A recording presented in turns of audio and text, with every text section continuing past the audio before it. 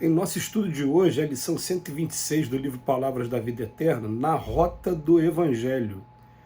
Recebei-nos em vossos corações. Paulo, na segunda epístola aos Coríntios, capítulo 7, versículo 2.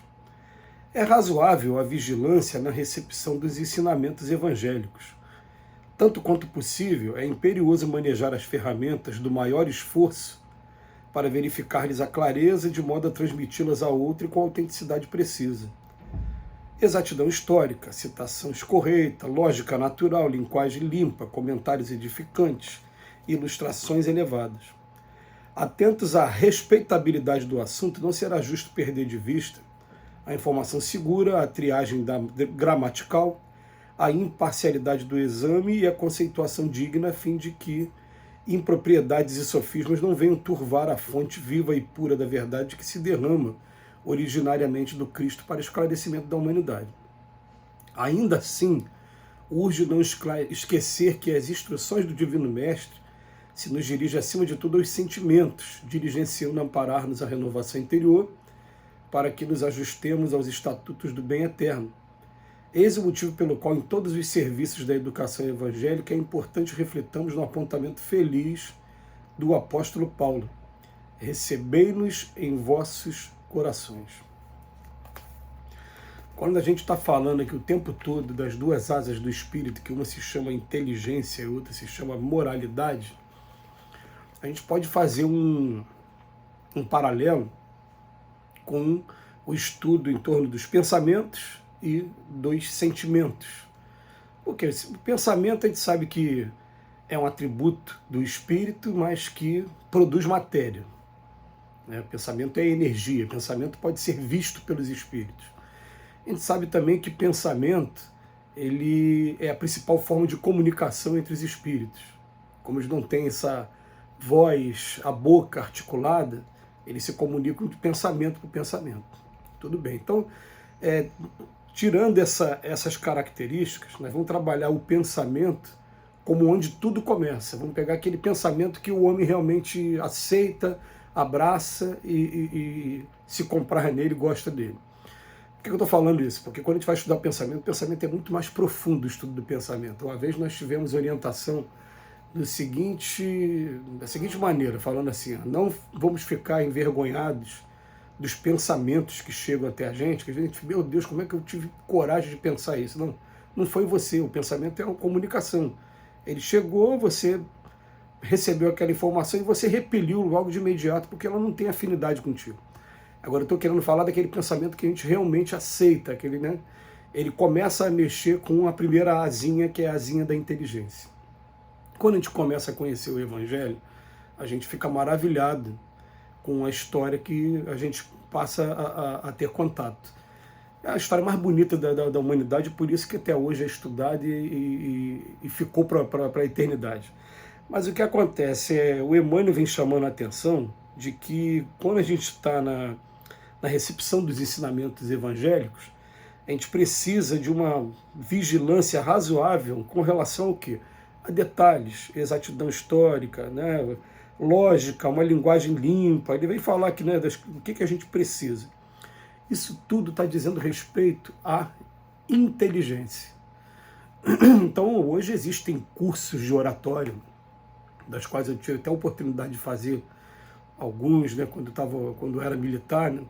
E o que acontece o curso de oratória, ele vem te dando dicas maravilhosas. Você se policiar o tempo todo, se você tem tiques de linguagem, se você não fala pô, né, o tempo todo, se você não tem tiques físicos, tem pessoa que o tempo todo mexe a mão, mexe o pé, saber quais são os tiques físicos que você tem, e te orientando a fazer sempre a coisa tendo uma introdução, um desenvolvimento e uma conclusão, a falar de maneira lógica sobre o tema. Enfim, a gente acaba utilizar técnicas de interrogatório da maneira correta. Quer dizer, são cursos bastante interessantes que estão mexendo com o lado da inteligência ainda. Não chegou no campo do sentimento. Então a gente vai conseguir entender os preceitos evangélicos e até mesmo estabelecer relações de causa e efeito. Mas enquanto a gente não começar a experimentar a gente mesmo, a gente não começar a prática, a gente não vai conseguir trazer para o campo do sentimento, que um campo é o pensamento, e o outro campo é o do sentimento. Uma vez até a gente ouviu, né, essa informação, né, de que às vezes um quadro muito bonito, quando não tem uma moldura bonita, ele acaba tirando a beleza do quadro. E que o sentimento, na verdade, ele é a moldura desse quadro. Então o que adianta você ter, às vezes, conhecimento, o verniz, né, de ter o conhecimento, saber, mas não sabe praticar, e fica aquela coisa, o sentimento acaba tirando a beleza totalmente daquela atitude. Então ele vem chamar aqui para a gente, atentos à respeitabilidade do assunto, não será justo perder de vista, né, a informação segura, triagem gramatical, você usar o vernáculo, as palavras de maneira correta, adaptar as circunstâncias, quando falar para a criança, falar de uma maneira, falar para o adulto, falar de outra, falar para a pessoa doente, falar de outra. Essa coisa de falar para a pessoa doente, então, já que a gente está falando de sentimento, é até interessante, porque a gente aprendeu com os livros de André Luiz, principalmente logo no livro Mensageiros, que é o segundo livro, depois do nosso lar, que muitas das vezes você pega o livro assim aleatório, abriu uma página, vou ler, aí você vai ler, caramba, tem tudo a ver com o que a gente está passando, não é? Aí ele falando, porque os espíritos às vezes dirigem a maneira de você abrir, para você abrir na lição certa. Mas o sentimento manda que a gente faça uma triagem até nisso também, porque já aconteceu com a gente, e nós fomos orientados também nisso. Você está na casa de uma pessoa doente, uma pessoa que ficou doente por conta dos exageros, falta de controle, né, que a gente tem com a saúde. De repente você abre uma que vem falar sobre punição às pessoas que abusaram. Gente, você vai terminar de botar o dedo na ferida da pessoa. Então vale a pena assim, dar uma olhada assim rápido, não, esse texto não. Vamos para outro texto. O sentimento mandou eu não ficar nesse texto aqui.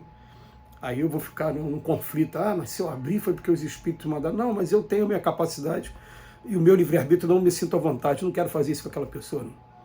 Então me perdoe aqui, mas se for isso mesmo, deixa que outra pessoa chegue dessa. Eu quero levar paz, esperança, quero levar uma mensagem de equilíbrio, e até mesmo para a pessoa se levantar, e não deixar a pessoa mais arrasada, não.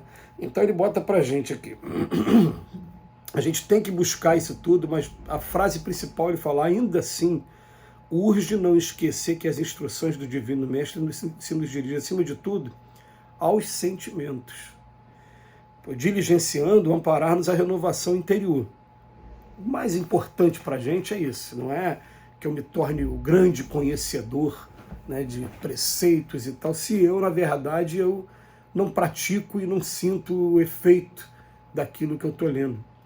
O que interessa para a gente mesmo é, ao invés de eu pegar perdoar 70 vezes 7, eu estou perdoando aqui naturalmente e não estou sentindo aquele fogo, aquela angústia que sente, que tudo é corrosivo e destrutivo mesmo, que sente a pessoa que não perdoa.